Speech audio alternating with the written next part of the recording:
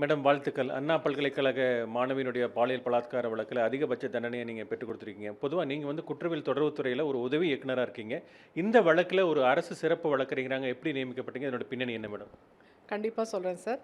நான் department of directorate of ப்ராசிக்யூஷனில் ADP for additional PP இருக்கிறேன். இந்த பர்டிகுலர் வழக்கில் சிறப்பு அரசு வழக்கறிஞரை நியமிக்கணும் அப்படின்னு சொல்லி கவர்மெண்ட் வந்து என்னை ஸ்பெஷல் பப்ளிக் ப்ராசிக்யூட்டராக நியமித்து ஜிஓ வெளியிட்டாங்க. அதன் பேரில் தான் இந்த கேஸில் நான் அப்பியர் ஆனேன் சார். இந்த வழக்கு நீங்கள் விசாரிக்க தொடங்கிய போதே உங்களுக்கு முன்னாடி இருந்த என்னென்ன சவால்கள் முன்னாடி இருந்தது? சவால்கள் அப்படின்னு சொன்னால் சார், இந்த வழக்கு வந்து இப்போ ஒரு ரெப்யூட்டட் யூனிவர்சிட்டிக்குள்ளே நடந்த வழக்கு. அது போக எல்லாருமே ஸ்டூடெண்ட்ஸ்.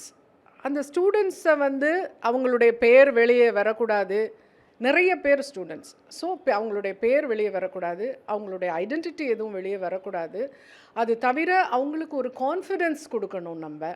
இதெல்லாமே கொஞ்சம் சவாலாக இருந்தது சார். எங்களுடைய எக்ஸாமினேஷனுக்கு அவங்கள கூட்டிகிட்டு வர்றது, அவங்க வெளியில் வர தெரியக்கூடாது.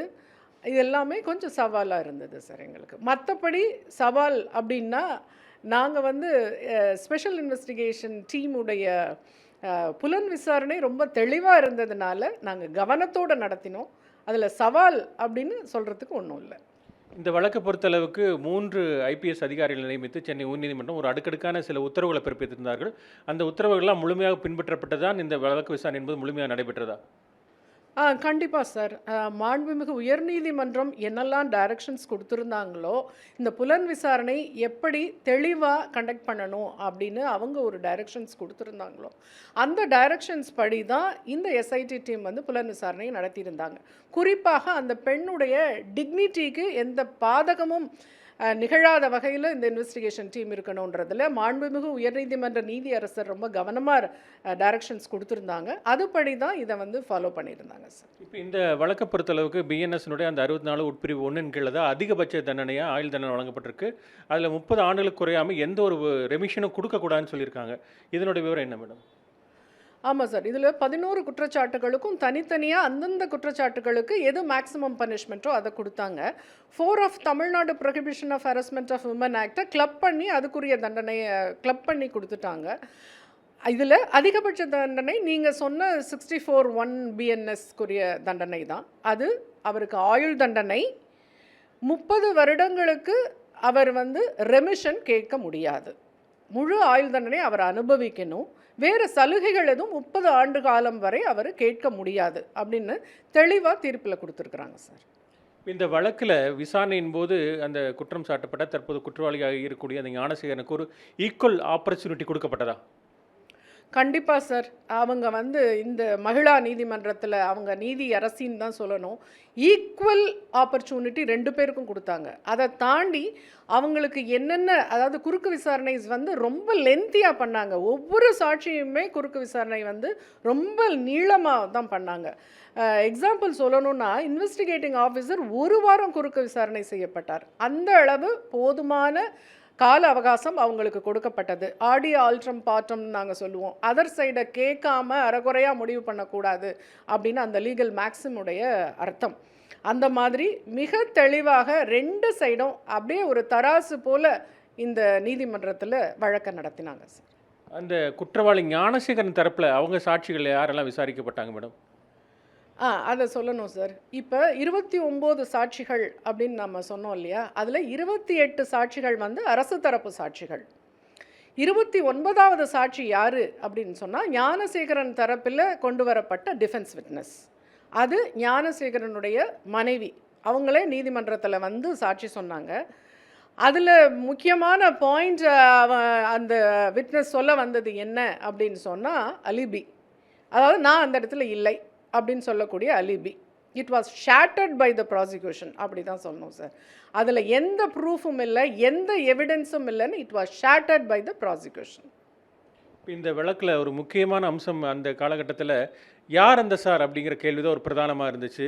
இந்த வழக்கு விசாரணையின் போது அது எழுப்பப்பட்டதா? குறிப்பாக அவர் வந்து ஏரோப்ளைன் மோடில் போட்டார், ஒரு நபரை தொடர்பு கொண்டார், எல்லாமே பல சந்தேகங்கள் அது எழுப்பப்பட்டது. இதில் இந்த தீர்ப்பில் நீங்கள் முழுமையாக படிச்சிருக்கீங்க. அந்த தீர்ப்பில் நீதிபதி அதை பதிவு பண்ணியிருக்காங்களா? அதை பற்றி என்ன விரிவாக சொல்லியிருக்காங்க? ஆமாம் சார். இப்போ இதுதான் தீர்ப்பு.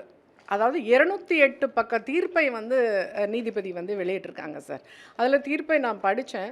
அதில் ரொம்ப முக்கியமாக அந்த யார் அந்த சாருக்குரிய விளக்கம் 25வது பாயிண்டில் ரொம்ப தெளிவாகவே கொடுத்துருக்குறாங்க சார்.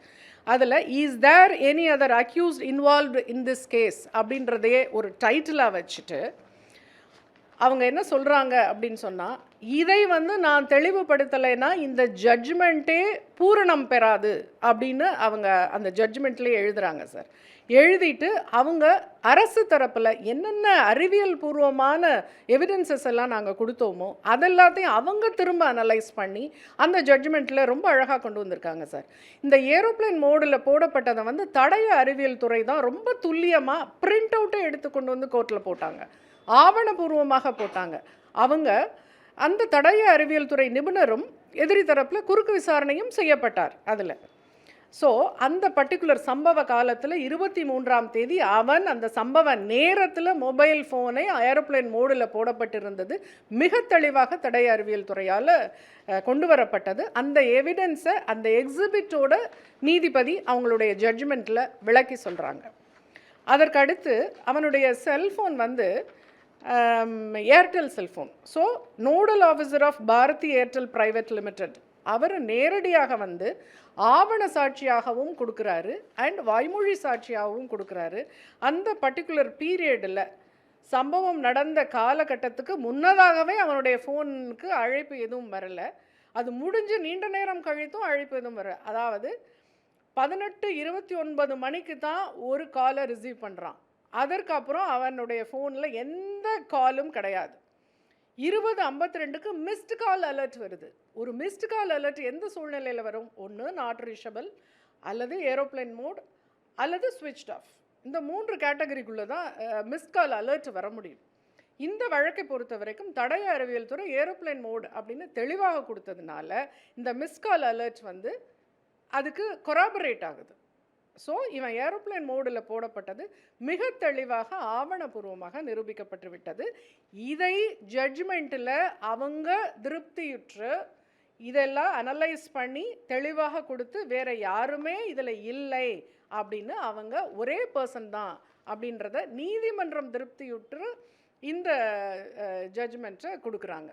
அந்த பெண்ணுமே ரிங்டோன் வரலைன்றதை ரொம்ப தெளிவாகவே சொன்னாங்க. அவன் என்ன பண்ணுறான்னா ஒரு 4 ஸ்டெப்பு போயிட்டு அப்படி யாராவது வராங்களான்ற பார்க்குற மாதிரி பார்த்துட்டு மிரட்டிட்டு விட்டுறான் சார் அப்படின்னு சொல்லிட்டு வரான். அது என்னென்னா இந்த பொண்ணை பிலீவ் பண்ண வைக்கிறான். அவன் ஒரு ஸ்டாஃபு, நீ பயப்படணும் அப்படின்னு அவளை மிரட்டுறதுக்காக யூஸ் பண்ணப்பட்ட வேர்டு தான் அவனுடைய நாடகமே தவிர மற்றபடி அதில் அவன் வந்து ஏரோப்ளேன் மோடில் தான் போடுறான்.